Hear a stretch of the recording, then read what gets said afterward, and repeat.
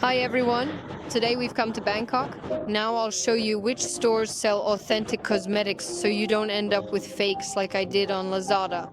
Bangkok has a 3-story store called Butrium for cosmetics with various brands so you can find great skincare here, but I wouldn't recommend the makeup. They even have these smart cushions made with new Korean technology and built-in AI, and they actually adapt to your skin tone. The whole first floor has an insane amount of lenses, all sorts of different eye lenses. I mean, those decorative lenses that change your eye color. I've never used them myself, but if you're interested, you can come here. Butrium didn't have the Celimax or Manyo brands, and those are the two I need, and they're the most common ones. I don't get how they can be out of stock. So my last hope is this store, which also has authentic Korean cosmetic brands, and I found a Celimax alternative here that works. Actually, Celimax contains centella, but this is also a good gel that's suitable for daily cleansing. It has a low pH formula, and this gel is similar to a person's natural pH level, so I'm getting it. I have sensitive skin. I can't just use any product, so I mostly use only Korean ones.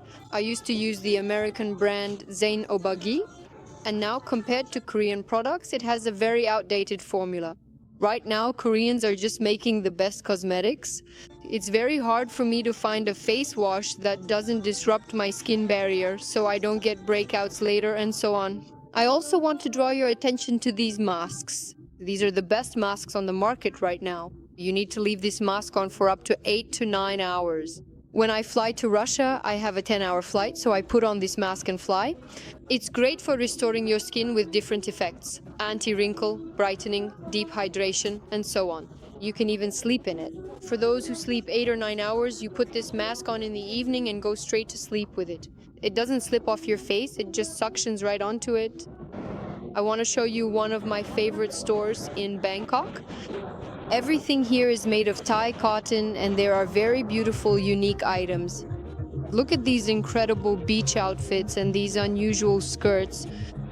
The items here are mostly sold as one-offs and are never repeated. Every time I wear a dress from this store, people always come up and ask me where I bought it. They approach me on the street. Even though the fabrics are natural, they can also be quite bright here. Usually with natural fabrics, you only find nude colors, but here they have bright skirts too.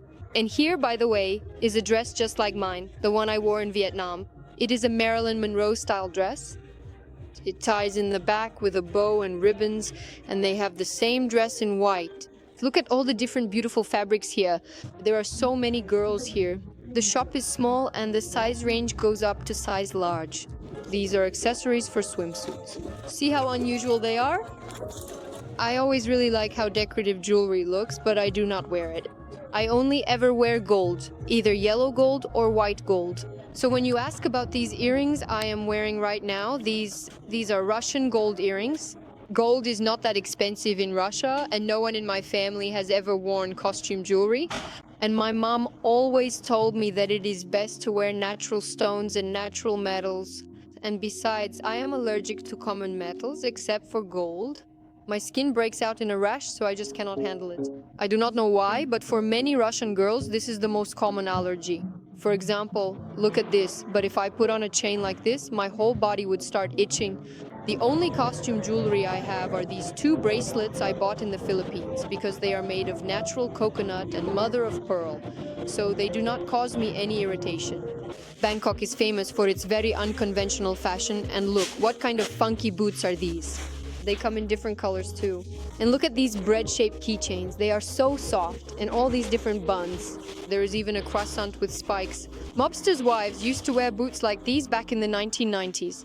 I really like coming into look, but I do not usually wear stuff like this. I prefer more elegant and sophisticated clothing. I am just curious for my own interest to sometimes visit these shops and see what is for sale, because there are so many unusual details you just want to touch and look at everything. It is really great that there are such bold girls who can come in, buy boots like these, and wear them with pride. Oh my god, I just saw a cooking masterclass. I absolutely have to come here. Look how beautiful it is. They are making all these different cakes and decorating them.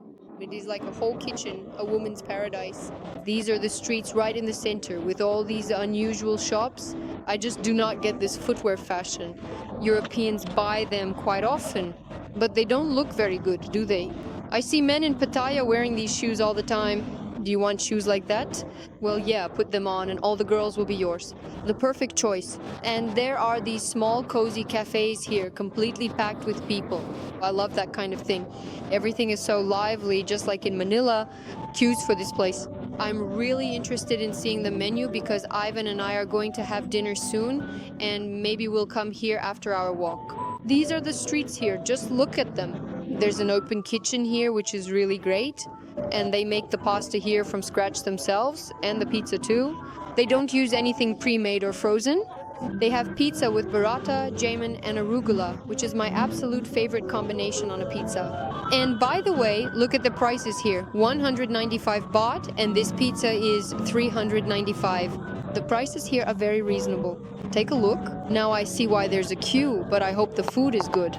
We decided not to go anywhere far and put our names down here too. We went up, got a ticket, gave them our number, and they told us the wait is an hour and a half, but Ivan and I are walking anyway, so we'll go for a stroll now and they'll call us when our table is ready. There are so many young people here. They're all so different, all so stylish, standing around taking photos. I don't know what they're up to. It's some kind of book or movie premiere, it's not clear. And the street decorations are also very beautiful. Right here, real flowers are growing.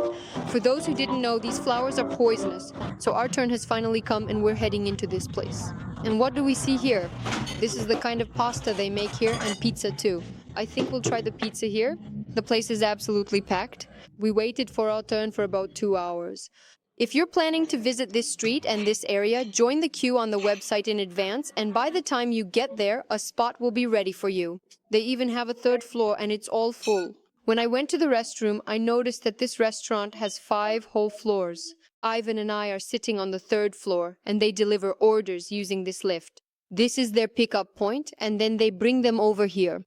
It's incredibly noisy in here. They ran out of burrata pizza, so we got the pepperoni. It has solguni cheese, arugula, and sausage. Now we're going to try it together right now. Let us begin. The pizza here is very tasty.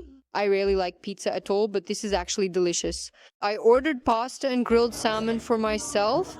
Ivan has carbonara, but I don't like carbonara, and Ivan ordered another pizza. I just wanted Ivan to get one pizza so I could try a slice. My pasta is just the most delicious, along with the salmon. I'm glad they didn't overcook my salmon. It's very juicy and not overloaded with spices. And now let's try the stracciatella pizza. Pistachio pizza is very unusual. It's my first time trying this pizza. It's sprinkled with small pistachios. This is insanely delicious.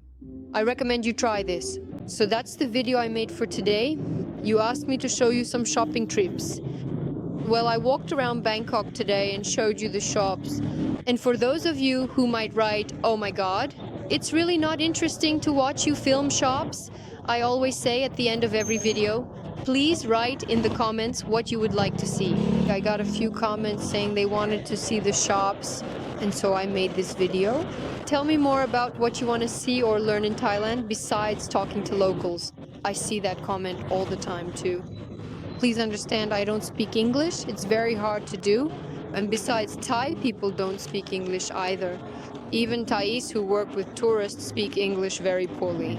And the program I use for translation can only translate my voice in the video. It mutes all other sounds. If someone is talking near me, it makes it sound like I'm the one saying it. That's not very convenient either, because then I'd have to use original audio and write subtitles. Editing a regular video where I don't have to add anything takes me about 3 hours. It's very difficult for me because the programs are all in English and so on. And there are many parts to cut and sync. And if I do something like that, it'll take even more time. And then I'll see a bunch of comments saying didn't like it, or it'll get few views. It's very discouraging because of that. I see the stats and they show that most viewers only watch halfway through, yet I put a laborious editing process into every minute of my video. Thanks to everyone for watching. Like, comment, and subscribe to my channel. And also write new video ideas and support my channel on Boosty. Bye everyone. See you next time.